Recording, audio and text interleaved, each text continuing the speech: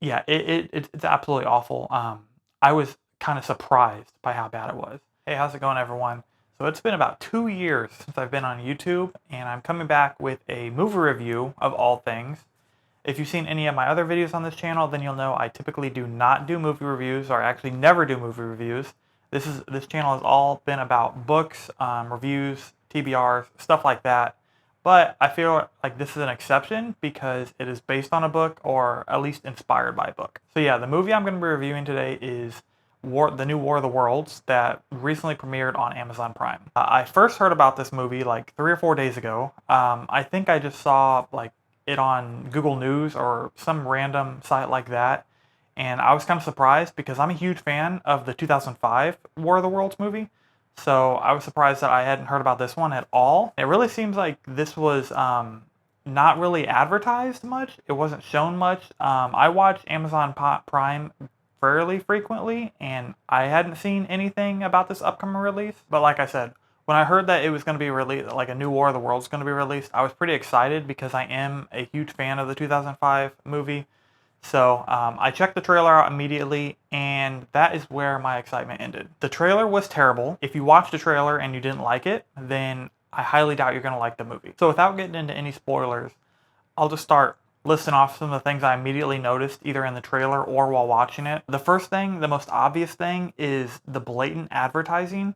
If you had told me that this movie was pretty much fully funded by big tech companies like Microsoft, Google, Facebook, Amazon, obviously, since it's premiering on Amazon Prime, I would completely believe you. Within the first 10 minutes of the movie, you will see advertisements basically for TeamViewer, Microsoft Teams, YouTube, Amazon. Like it's actually ridiculous. Even Team. Did I mention TeamViewer? Yeah, even TeamViewer. It's kind of ridiculous how blatant the advertising is. Like the main character, Ice Cube. I can't remember his name in the movie because it's pretty forgettable. But main character Ice Cube, he is a domestic terrorism analyst. He basically hacks into people's computers, looks through webcams, looks through security footage, stuff like that, to help people on the ground find terrorists. And part of the movie is actually him helping people on the ground find a specific terrorist called the Disruptor. Or he's not really a terrorist. He's a hacker, but they'd probably label him as a terrorist. So he's a hacker that's going to release a bunch of data about government spying and stuff like that. And Ice Cube is helping on-the-ground agents get a warrant, find his location, etc., etc. And I thought the concept was kind of cool. Not the concept really of the movie, but the concept of a domestic terrorism analyst being kind of at the center of it. If you watch the trailer, the concept is basically that, and this isn't a spoiler, like they immediately talk about it in the trailer, but the concept of the aliens is that they aren't here for human blood or water or any natural resource or anything like that. They're here for our data, which is extremely weird to me. It doesn't really make any sense. Like, they're trying to say that I guess the aliens are robots, so they feed off data, but that's not how computers or anything work. That it's all based on electricity and energy. So the concept really didn't make any sense to me. But the concept was really not the biggest issue I had with the film. It just seemed like some people in the YouTube comments said like the trailer looked like a fan trailer from like the early 2000s. Like someone just put up a trailer, they got some stock footage and they put it together. And that kind of brings me to my next point, the stock footage. They extensively use stock footage in this movie, and it's super, super obvious. Like, I don't even remember like sci-fi movies back in the day using this much stock footage. And like I said, it's very, very obvious. Like, this isn't a spoiler, but obviously the military is going to attack the aliens at some point. So they're showing the military getting prepared and soldiers running on the ground stuff, but it's obviously stock footage. And if you look close, they actually take stock footage, it looks like from like the War on Terror or the Iraq War, that type of thing, and they blur out soldiers' faces because I feel like they are real soldiers that, were on the news at some point, and then they blurred their faces for the movie because they obviously didn't have permission to use those people's faces in the movie. So I don't know if they just got these online, like on some stock footage website, or they paid for them, but yeah, it's absolutely awful. I was kind of surprised by how bad it was. And when they blur, it's not like a normal blur. They try to make it look like it's like an electronic glitch or something, but it really does not work at all. And a lot of times when someone says a movie is bad, it's, a lot of times with the CGI, like the CGI is not up to par.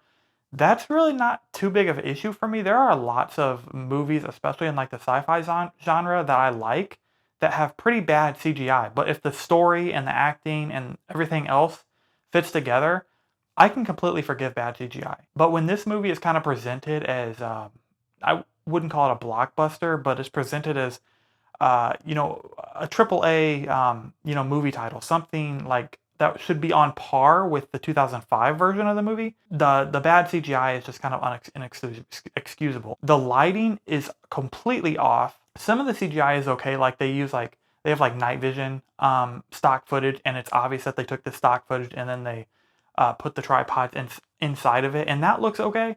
But anytime they're in broad daylight, they absolutely look terrible.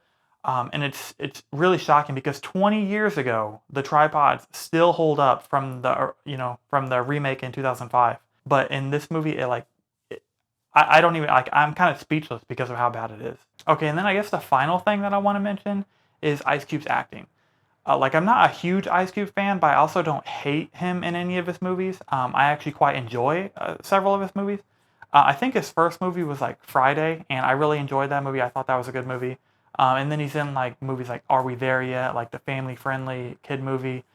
I thought those were pretty decent movies. I thought his acting was halfway decent. I mean, it's not stellar or anything, but I think it was pretty good, and he's got a very unique style of acting. But in this movie, it just did not work at all. So beyond this point, I'm going to talk a little about spoilers. So if you don't want any spoilers, feel free to leave the video. But if you don't plan on watching the movie or you're okay with spoilers, then stay. So back to his acting. There's a part where his daughter it seems like she's about to die. She is running through the street. She gets hurt. Something bad happens, and his reaction is just not believable. He basically does like one of these. It doesn't seem like any father would act like that, and in the movie, he's not supposed to be like the best father or anything, but he still loves his kids. But yeah, it's just not believable at all. And then the big spoiler, the ending. They basically completely ripped off Independence Day for this ending. In the original, or not the original, but like the remake, the 2005 War of the Worlds movie.